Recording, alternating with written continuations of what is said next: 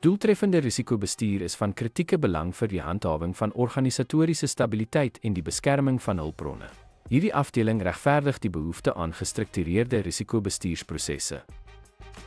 Minimaliseer finansiële verliese deur bedreigings te identifiseer en aan te spreek voordat hulle eskaleer.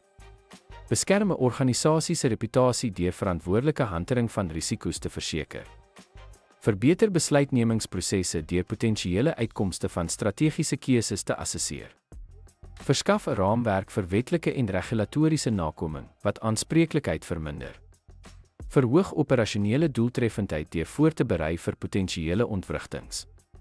Bevorder 'n kultuur van bewustheid en voorbereiding onder werknemers en belanghebbendes.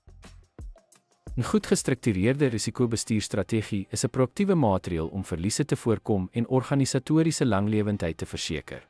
Deur 'n robuuste risikobestuursraamwerk te vestig, kan maatskappye ingeligte besluite neem en 'n veerkragtige operasionele omgewing handhaaf.